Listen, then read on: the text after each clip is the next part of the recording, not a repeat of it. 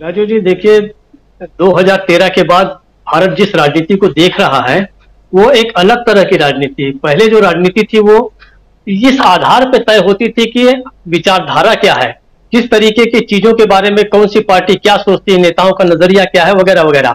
लेकिन 2013 के बाद एक अलग तरह का इमेज बिल्डिंग का जो प्रोसेस है वो एक तरह से कहिए कि फिजिकल फिटनेस के आधार पर शुरू हुआ। उस समय यह बताया गया है कि ये जो व्यक्ति आया हुआ है, जिस महामानव की हम बार बार चर्चा करते हैं, मोदी जी जो है, उनका 56 इंच का सीना है, उनकी आंखें चीन को देख के लाल हो जाती हैं, और ऐसे उनके बहुत सारे कि भाई ये दुर्गा दुर्गा पूजा के समय 9 दिनों तक केवल नींबू पानी पीकर रह जाते हैं, या ये जो है 18-18 घंटे काम करते हैं। फिर इससे लोगों को प्रभावित करके बताया गया कि ये व्यक्ति जो है कितना वर्सेटाइल है, इसको इतिहास का भी ज्ञान है, इनको विज्ञान का भी ज्ञान है, इनको अर्थशास्त्री भी हैं ये बहुत अच्छे, इनको दुनिया का ऐसा कोई स्किल है जिसको नहीं जानते। लेकिन मजेदार बात यह है कि अपनी फिजिकल फिटनेस जो कुछ भी उन्होंने बताया मोदी जी के बारे में, जो फैलाया गया, उसका डिमॉन्स्ट्रेशन उन्होंने कभी नहीं किया। उनके बारे में ये बात तो कही जाती थी कि वो गांव के तालाब को पार करके तैर के चले जाते थे, वहां झंडा फहरा देते थे मंदिर पे, मगरमच्छ को पकड़ के ले आते थे घर में।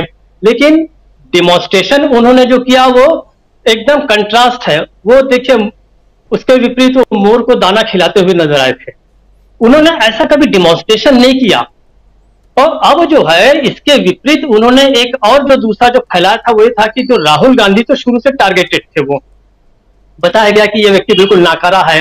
लोगों को एक अंदाज था कि आदमी जो है शायद 9 बजे, 10 बजे, 11 बजे सो के उठता होगा, क्योंकि ये युवराज है, शहजादा है, राजकुमार है। ये जो उनको एक जो भाषा वाली जो इनके बारे में कही गई थी, इन शब्दों से ऐसा कहा जाता था। फिर कहा जाता था कि बार बार ये थाईलैंड चले जाते हैं, वगैरह वगैरह। लेकिन जब समय पलटा, उस समय के बाद जब राहुल गांधी जो है उन्होंने वाकई डिमॉन्स्ट्रेशन करके दिखाया है कि वो फिजिकली इतने फिट है। सही पूछे तो बहुत सारे हम लोगों में से बहुत कम लोगों को पता था कि राहुल गांधी इतने इतने किलोमीटर तक लगातार चल सकते हैं और इतनी तरह की चीजें कर सकते हैं। वो समुद्र में डुबकी लगा सकते हैं, लंबी डुबकी लगा सकते हैं, कई तरह के काम कर सकते हैं, वगैरह वगैरह। तो अब जो है, इसलिए जो युवाओं को जो ये आकर्षित कर रहे हैं वो इसलिए है क्योंकि ये वही 2013 का दिया हुआ फार्मूला है कि आप लोगों के विचारों पे मत जाइए, वो आदमी फिजिकली कितना फिट है इससे देखिए। मानो कि आपको राजनीति में जो है वो कोई कसरत करने या दंड बैठक लगाने के लिए आपको लाया गया है। लेकिन राहुल गांधी ने जैसे जैसे अपनी यात्रा शुरू की, तब लोगों को यह भी पता चला कि वो उच्च शिक्षित है। लोगों को यह भी पता चला कि बहुत सारे विषयों पे उसको इतना अच्छा ज्ञान है, पूर्वानुमान इनका इतना सटीक है कि जो बात वो आज कह रहा है वो 1 साल 6 महीने 2 साल के बाद जो सरकार को करना पड़ता था। बहुत ज्यादा उदाहरण नहीं दूंगा। जैसे उन्होंने नोटबंदी के बारे में कहा कि इससे हमारी इकोनॉमी पूरी क्रश हो जाएगी। उसके बाद उन्होंने कहा कि कोरोना के जो वैक्सीन है वो फ्री में देने पड़ेंगे, वगैरह वगैरह। जो है ये चीजें हमारे सामने हैं। तो अब जो है बात जो चल रही है कि रिवर्स जो ट्रेंड है, रिवर्स ट्रेंड में अब जो है मोदी उधर एक्सपोज हो चुके हैं। लोगों को ये पता चल गया है कि उनकी न तो कोई ऐसी फिजिकल फिटनेस है, न तो वो अपने पड़ोसियों के साथ वैसा चीन के साथ लाल आंखों की बात कर सकते हैं जो आज एक समय कहा करते थे। 2013 के पहले कहा करते थे। 2013 के पहले उनके पास सारे तरह के सॉल्यूशंस थे, हर समस्याओं की उनके पास रामबाण दवा होती थी। आज उनके पास पता चल रहा है कि वो हर मोर्चे पे फ्लॉप है। तो अब ये जो बात हो रही है, और पर्टिकुलर अगर मैं पेंगोंग लेक की बात करूं तो देखिए युवाओं के लिए इसमें क्या है। याद कीजिए एक फिल्म आई थी 3 इडियट्स, जिसमें वहां के जो है सोनम वांगचुक जो केंद्रीय उसका जो पात्र था वो वहीं का है।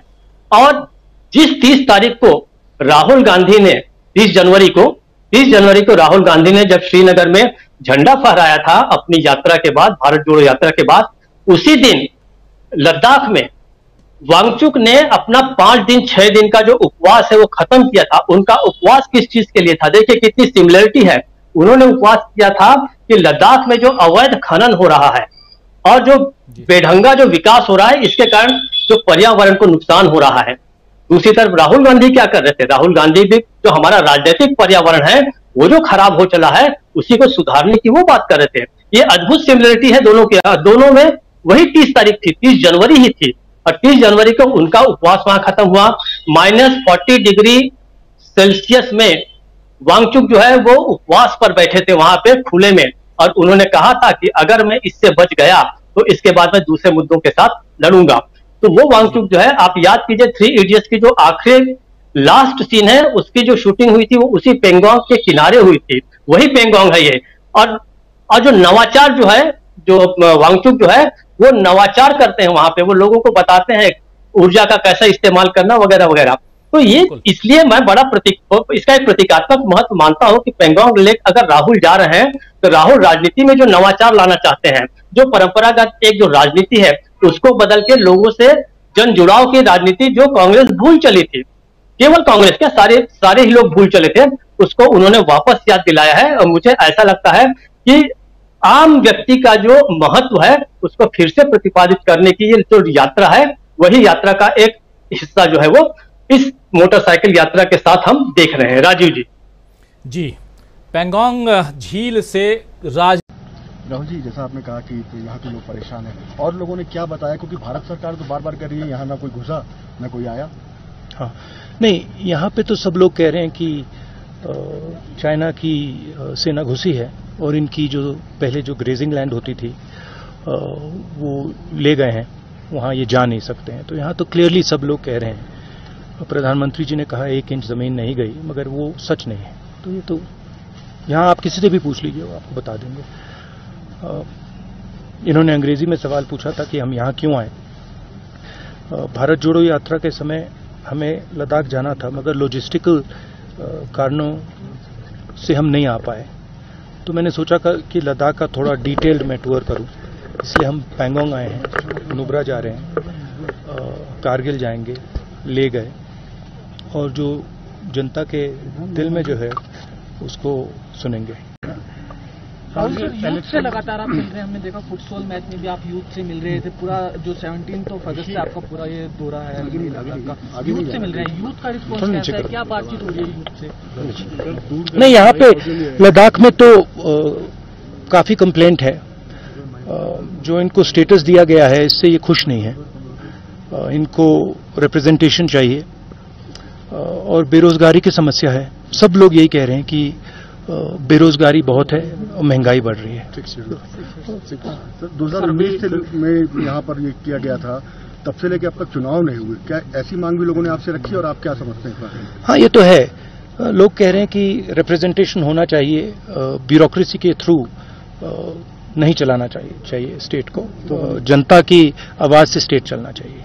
हमारे चैनल से जुड़े रहने के लिए YouTube पर टाइप करें DB लाइव, सब्सक्राइब बटन को क्लिक करें और बेल आइकन को दबाना न भूलें ताकि खबरें आप तक पहुंचती रहें। देखते रहिए DB लाइव, क्योंकि यहाँ हैं खबरें लगातार।